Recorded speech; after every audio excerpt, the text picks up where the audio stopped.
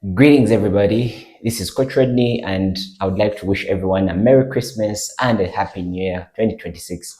This is the year that we are going to become healthier and fitter.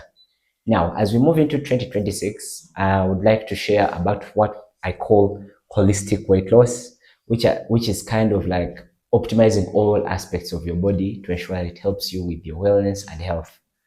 Now, at the top of the list, and this is a must, you have to do your physical activity. You're walking, you're running, your push-ups, your lifting of weights, because it's going to help you to strengthen your body, to build muscle, and to help you lose on some weight.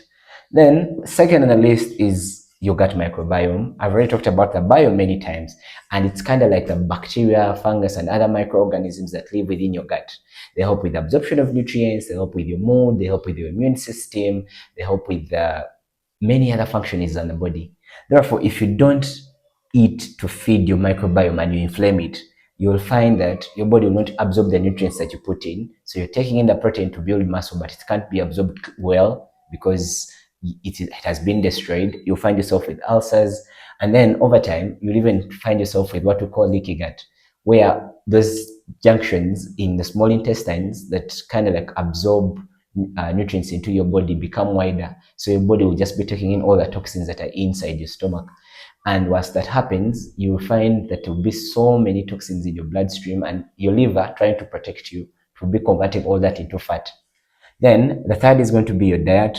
And in your diet, it's very essential to know that when you have a low protein, low fiber diet with high processed foods, this is going to lead into weight gain.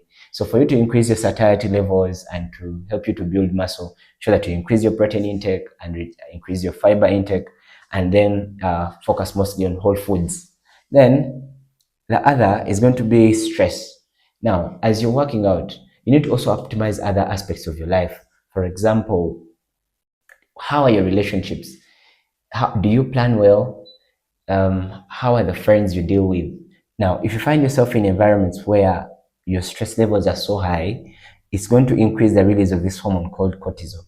And cortisol will increase your fat deposition, will slow down lipolysis, which is the breakdown of fat, and generally affect your whole body metabolism.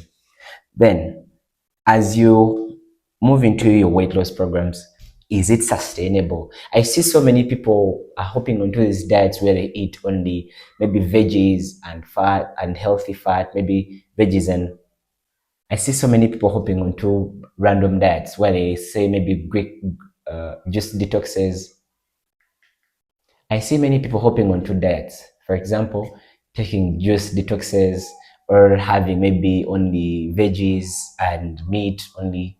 But the question is, before you do it, is it sustainable? Can you do it for the next 30 years? Now, if it doesn't meet this criteria, then it's not a favorite weight loss program. So just move on to something else. Go lift weights, eat well, sleep well, and you're going to see your body improving. Then the other is about your sleep. If you don't sleep well, your body is going to still release the stress hormone, cortisol, which is going to ensure that you absorb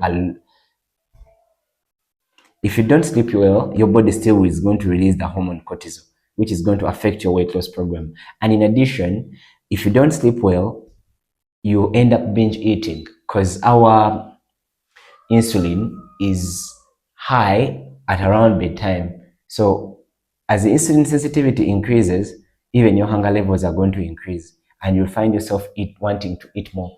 That's why people who sleep late in the night are normally fat. And I've talked about this many, many times. Then I move on to the toxic load. Now, our liver is very smart in such a way that if you take a lot of alcohol, eat a lot of inflammatory foods, and then you don't try to detox your body, our liver is very smart in that if you take a lot of alcohol or do a lot of smoking or your environment is filled with a lot of heavy metals, it's going to try to fight hard that it removes this out of your body. At some point, it will use fat as an energy storage. So if you find someone who has a lot of fat, visceral fat deposition around their stomach area, this is kind of like a sign that your body has a lot of toxins that you need to remove. So you need to think about your environment as well when you planning to go to weight loss. Then the other is going to be your genetics. However much you try, even if we started doing the same program, me and you today, and we do the same type of food, same type of exercise, and other things optimized, after 2 years, we should all have different appearances. The reason being our body responds differently, but that shouldn't be an excuse for you not to work out or allow your body to get out of shape. Then the other is going to be about what I call mindfulness. And in mindfulness, you have practices like earthing, like putting your feet down, maybe in sand, walking around the grass, just to ensure that your body gets to release all these free radicals in your body that you accumulate from exercise and then from your lifestyle. Then meditation, sometimes you just sit there, social media is off, and you're just alone trying to think about your life and how you're going to make progress. Then planning in time, planning your finances, planning your trips, so that you don't get stressed leading to cortisol. Then Tai Chi is also very good to balance your energy. Some sauna also to remove all the free radicals in the body. Some breathing techniques, some yoga, then nature walks, trying to take in that nice air into your body. Then the cold plunges, just trying to give your body a stress against which it has to act. And when your body has a stress, for example, a cold plunge, it's going to try to fight hard to improve that circulation in your body. And it also activates what we call the cold shock proteins. And these cold shock proteins also help with the breakdown of excessive fat. Then recovery and overtraining. Now, many people do a lot of training. You find them doing 7, 6, 7, 8 days a week, and then they're not sleeping enough, they're not eating well. And over time, your gains are going to slow down. A person that lost maybe 30, 40 kilos in the first months won't be losing any more weight because you're doing so much training. Then muscle mass, or what we call the fat-free mass. Now, when people are losing weight, they normally go for like only like walking or running or just a ketogenic diet. And what happens with these programs is you're going to lose a lot of water weight, but then you also lose muscle. And whenever you don't have muscle, that means if you stop doing this program for about 6 months, all the weight is going to come back because your fat stays there, and then you've also lost the muscle. And then also the good thing is that when you have more muscle, since it has a higher metabolic rate than fat, so it's going to make sure that even when you're not in the gym and you just sit there doing your work or taking a cup of coffee, you're still losing weight during that process. Then your community. There is no way you want to lose weight and you're in a community of people who don't support your goals, right? Just like any other aspect. For you to be better in your finances, you need to be with businessmen that know how to manage finances.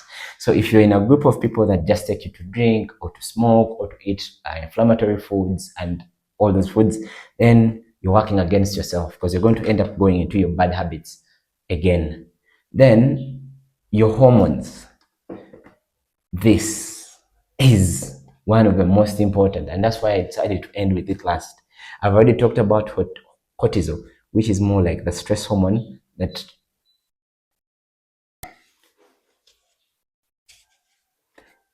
insulin. If you eat foods that always spike your blood glucose, for example, sugar, ultra processed foods, or like these carbohydrates, and you just dive into eat the high glycemic carbohydrates, they're going to spike your insulin. And over time, that continuous spiking of insulin and drop of the sugar, spiking of blood glucose, drop, is going to cause your cells to become less responsive to insulin. And as they become less responsive, less sugar is going to be taken into the muscle cells. And over time, you will develop what we call that insulin insensitivity. And once that happens, you're going to really be in bad trouble because your body is going to make a lot of fat to try to remove the blood sugar. Before you know it, you'll be in pre-diabetes, and then you also join diabetes later on. Then your hunger hormone, ghrelin. Most people have elevated levels of ghrelin because you eat a lot of sugary snacks, you don't sleep well, you have a lot of stress, you don't work out. So it's going to be really, really high, and your leptin is going to be low. Leptin is kind of like your feeding up hormone. Now, if you optimize all these factors of health and wellness, you're going to find yourself in a much better shape moving into 2026. Thank you, everybody. Hopefully this video was insightful. You can share with your friends, and let's make this world a better place.